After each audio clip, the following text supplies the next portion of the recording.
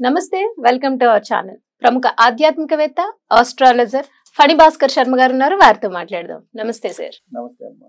Sir, ఫిబ్రవరి మాస ఫలాలు తీసుకుందాం సార్. ఫిబ్రవరి మాస ఫలాల్లో భాగంగా ద్వాదశ రాశుల వాళ్ళకి ఎలా ఉంది అనేది చూస్తే కనుక ఫస్ట్ మేషం నుంచి మేషరాశి ఫలితాలు చెప్పండి సార్. అలాగే అమ్మా. ముందుగా మా తల్లిదండ్రులకు నమస్కారాలు తెలియజేసుకుంటూ, మా గురుదేవులకు కూడా ఈ జ్యోతిష విద్య నేర్పించినందుకు ఆయనకు కూడా, సుబ్రహ్మణ్య శాస్త్రి గారు, ఆయనకు కూడా నమస్కారాలు తెలియజేసుకుంటూ, మనం ఫస్ట్ ఈ ఫిబ్రవరిలో గ్రహస్థితి ఎలా ఉంటుందని తెలుసుకుందాం. ముఖ్యంగా మనకి ఏంటంటే గోచారం అంతా కూడా గ్రహాలు ట్రాన్సిట్ వీటిని బట్టి మనకి వస్తూ ఉంటుంది. కాబట్టి మనం ఏ గ్రహం ఎక్కడ ఉంది దాని ఫలితాన్ని బట్టే మనకి ఉంటుందన్నమాట. కాబట్టి ప్రస్తుతం ఈ గ్రహస్థితి ఫిబ్రవరి నెలలో ఎలా ఉంటుందనేది తీసుకుందాం. వృషభంలో గురువు, మిథునంలో కుజుడు, కన్యలో కేతువు, మకరంలో రవి బుధులు, కుంభంలో చంద్రుడు శని, చివరిగా మీనంలో రాహువు శుక్రుడు. సో దీన్ని బట్టి మనకి ఎలా ఉంటుంది మేషరాశి వారికి అనేది ఫలితం అనేది నిర్ధారించబడుతుంది. ముఖ్యంగా వారి వారి జన్మ జీవితాన్ని బట్టి వారికి మార్గదర్శలు నడుస్తూ ఉంటాయి. మనం ఏంటంటే ఈ నెల మాస ఫలితాలు కానీ వార ఫలితాలు కానీ అనేది ఈ గ్రహ గోచారాన్ని బట్టే మనం చెప్తూ ఉంటాం. ముఖ్యంగా ఈ మేషరాశిలోకి అశ్విని నక్షత్రం వారు 4 పాదాలు, భరణి 4 పాదాల వారు, కృత్తిక 1వ పాదం వారు వస్తారు. వీరికి ఈ నెలంతా కూడా బాగుందమ్మా, శుభంగా ఉంది. వారు చేసే వృత్తి వ్యాపారాల్లో కానీ ఏదైనా సరే ఉద్యోగాలు ఏమన్నా కొత్తగా వస్తాయి. అలాగే ఉద్యోగంలో కూడా వాళ్ళకి ముందంజలో ఉంటారు. ప్రమోషన్స్ కానివ్వండి, అంటే ధనపరంగా వారికి ఎక్కడా కూడా ఇబ్బంది అనేది ఉండదు. అదంతా కూడా బాగానే ఉంటుంది. ఎటు చూసినా ఇంటా బయట, ఇంట్లో కూడా సహాయ సహకారాలు కానివ్వండి, పిల్లలు ఆరోగ్యం, చదువు ఇవి కానివ్వండి, బయట ఉద్యోగం, అలాగే సమాజంలో కానీ ఇవన్నీ కూడా వీరికి బాగున్నాయి. ఎవరైనా మేషరాశి వాళ్ళు అవివాహితులు ఉన్నట్టయితే వారికి కూడా వివాహ అవకాశం అనేది ఉన్నది. మనకి దాదాపుగా ఏప్రిల్ వరకు కూడా వీరికి గురుబలం ఉన్నది.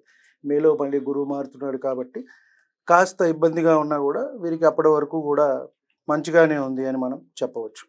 ఎప్పటి నుంచో ఏమన్నా మొండి బాకీలు వీరికి ఉన్నట్టయితే ఈ రాశిలో ఉన్న వారికి వచ్చే అవకాశం ఉన్నది. కొత్తగా అయితే కనుక వీరు ఇవ్వవద్దనే మనకి మనం చెప్పదగ్గ సూచన ఏంటంటే, ఇచ్చి ఇబ్బంది పడటం కంటే ఇవ్వకుండా ఉండటం, అప్పులు ఇవ్వకుండా ఉండటం అనేది మంచిది. ఇంట్లో శుభకార్యాలు అనుకున్నాము, ఇల్లు ఏమన్నా కొనుక్కోవచ్చు ఈ మేషరాశిలో వారు. కాబట్టి ఇంటి గురించి ఏమన్నా ప్లాన్ చేసినట్టయితే వాళ్ళు వెళ్ళవచ్చు, బాగుంటుంది. అలాగే పిల్లలకి ఏమన్నా కార్యక్రమాలు చేసుకోవాలనుకున్నా, ఏమన్నా బంగారము ఇలాంటివి కొనుక్కోవాలనుకున్నా, తర్వాత ఫారిన్ వెళ్తూ ఉంటారు కొంతమంది. సో వీళ్ళ పిల్లలు కానీ ఈ రాశిలో ఉన్నవారు కానీ వెళ్ళదలుచుకుంటే శుభ్రంగా వెళ్ళొచ్చు. తర్వాత కాస్త వీరికి వచ్చింది ఏంటంటే అన్నదమ్ములు అక్క చెల్లెలతో కొంచెం జాగ్రత్తగా ఉండటం అనేది చెప్పదగ్గ సూచన. అంటే లేనిపోని విభేదాలు ఏమన్నా వచ్చే అవకాశం ఉన్నది. ఆస్తి పంపకాలు కానివ్వండి, ఇలాంటివి మనకి పిత్రార్జితం వస్తూ ఉంటుంది. వాటిల్లో కొన్ని ఏమన్నా ఇబ్బందులు ఉండే అవకాశం ఉన్నది అని చెప్పని కనబడుతుంది. అది అందరికీ జరగకపోవచ్చు. కొంతమంది వారి వారి వ్యక్తిగత జాతకాలను బట్టి వారికి అనుభవంలోకి అయితే వస్తూ ఉంటాయి.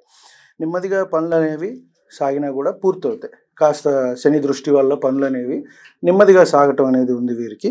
కొంచెం నెమ్మదిగా అయినా కూడా వీరికి అన్నీ కూడా వస్తాయి.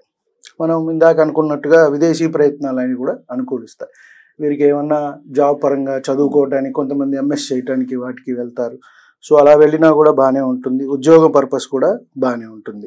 అలాగే వీరి పిల్లలు కూడా ఎవరైనా వెళ్ళాలి అనుకుంటే కూడా వారు కూడా ఒకసారి వ్యక్తిగతంగా పరిశీలించుకుని ప్రయత్నం చేయటం మంచిది. మనం ఏంటంటే ఇది గోచారాన్ని బట్టి చెప్తున్నాం కాబట్టి వారి వారి వ్యక్తిగత జాతకాన్ని కూడా పరిశీలించుకుంటే బాగుంటుంది. కాబట్టి ఎటు చూసినా కూడా ఈ రాశి వారికి కొంత మనం బాగుందనే చెప్పచ్చు. ఫిబ్రవరి నెలలో కూడా అంతా కూడా మంచిగా ఉంది అని మనం చెప్పవచ్చు. సార్, వీళ్ళు డైలీ ఏ దేవీ దేవత ఆరాధన చేయాలంటారు? వీరు సుబ్రహ్మణ్యేశ్వర స్వామి కొంచెం బలం అనేది తక్కువగా ఉంది. అదే మనం ఇందాక అన్నదమ్ములు అక్క చెల్లెళ్ళు అనుకున్నాం కదా, దానికి సంబంధించిన కారకుడు సుబ్రహ్మణ్యం, అంటే తృతీయానికి ఆయన కారకత్వం వహిస్తారు. కాబట్టి కాస్త ఆరాధన చేసుకుంటే వారితో ఎటువంటి ఇబ్బందులు ఏమన్నా, సమస్యలు, మాట పట్టింపులు ఏమన్నా వచ్చినా కూడా కాస్త వీరికి అవి తగ్గే అవకాశం అనేది ఉన్నది. మనకి ఇబ్బంది అనేది ఉండదు. ఈ నెలంతా వీరు ఏం పరిహారాలు పాటించాలి?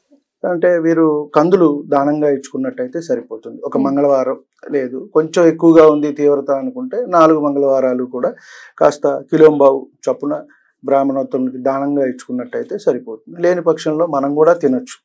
ఇప్పుడు ఏంటంటే కొంతమంది అనుకుంటుంటారు మనం వాడచ్చా, అవి దానం ఇవ్వాలి కదా అని చెప్పి. అలా ఏం లేదమ్మా. మనం కూడా అవి తినచ్చు. కందిపప్పుని మనం ఎలాగో డైలీ వాడుతూనే ఉంటాము, అలా కాకుండా కొంత మనం దాన్ని కూడా తీసుకున్నట్టయితే ఎర్ర కందిపప్పుని మనకి అది కూడా తగ్గుతుంది. కొన్ని దోషాలు కొంతమంది అంటూ ఉంటారు నువ్వులు దానం ఇవ్వాలి అని. అలాగనే కాకుండా మనం నువ్వులు ఉండలు చేసుకుని కూడా తినొచ్చు, నువ్వుల నూనె కూడా ఒంటికి రాసుకోవచ్చు. కాబట్టి ఆ దోషం అనేది కొంత తగ్గుతూ ఉంటుంది. కాబట్టి వీళ్ళు కందులు దానంగా ఇచ్చుకున్నా సరిపోతుంది. ఈ రాశి వారు పగడం ధరించినట్టయితే వీరికి మంచిగా ఉంటుంది. సార్ వీరికి అదృష్ట సంఖ్య అంటే ఏం చెప్పొచ్చండి? వీరికి 9వ నెంబర్ మంచిదమ్మా.